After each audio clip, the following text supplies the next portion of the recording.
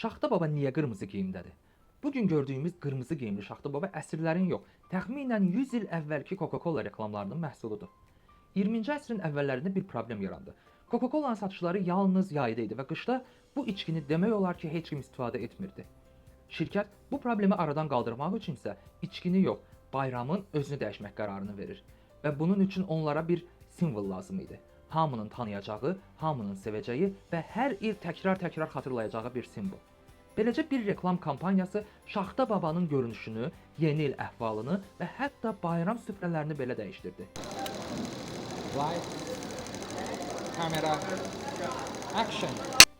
O dövrdə Şaxta Baba vahid obraz değildi. Avropada yaşıl geyimli idi, Rusiyada mavi geyimdə idi, Amerikada bəzən arıq, bəzən isə biraz qorxuducu görünürdü. Hər ölkənin və hər mədəniyyətin öz Şaxta Babası var idi. 1931-ci ildə Coca-Cola bu fərqliliyi fürsətə çevirdi. İllüstrator Howden Sandblom ilə işləyərək Şaxta Babanı tamamilə yeni formada təqdim etdilər. Daha kilolu və tonton, daha mehriban və daha ailəvi. Bu Santa artıq uzaqdan gələn mistik fiqur deyildi. Reklamlarda Şaxta Baba bacadan enir, uşaqlara hədiyyə paylayırdı. Sonra isə işindən yorulub bir anlıq oturur və əlində bir şüşə Coca-Cola ilə istirahət edirdi. Bu detalla şirkət qışda da Coca-Cola içmək mesajını verirdi. Burada ən vacib element isə Santa Clausun geyim rəngi idi.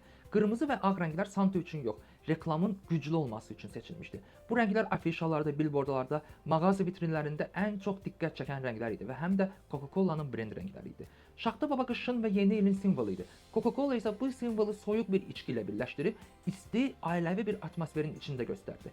Yəni kənarda soyuq qış var, evdə isə istilik, ailə və bir şüşə Coca-Cola. Bu reklamlar o qədər güclü və ardıcıl yayımlandı ki, zamanla yaşıl, mavi və fərqli görünən digər Şaxta Babalar demək olar ki, tamamilə unuduldu. Dünyada tək bir Santa qaldı, qırmızı geyimli Santa. Bu təsir illər sonra daha da möhkəmləndi. 1995-ci ildə yayımlanan Holidays Are Coming reklamı ilə. İşıqlarla bəzədilmiş qırmızı Coca-Cola yük maşınları bir çox ölkədə yeni ilin rəsmi başlanğıc siqnalına çevrildi. O reklam yayımlanırdısa, deməli bayram artıq başlamışdı. Zamanla kola sadəcə içki olmadı. O yeni il süfrəsində təbii görünən bir elementə çevrildi. Eyni marketinq mexanikası fərqli mədəniyyətlərdə də işə salındı. Müsəlman ölkələrində isə Coca-Cola yeni ili yox, Ramazan ayını hədəflədi.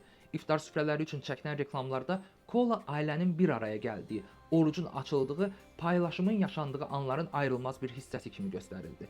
Bu artıq sadəcə məhsul satmaq deyildi. Bu defensive marketing idi. Yəni liderliyi qorumaq üçün hər mədəni ritualın içində görünmək. 10 illiklər boyu təkrarlanan bu strategiya bu içkini sadəcə məhsul yox, mədəni vərdişə çevirdi. Bəzən ən güclü dəyişikliklər səssiz, təkrar olunan görüntülərlə edilir. Bu hekayə də onlardan biridir.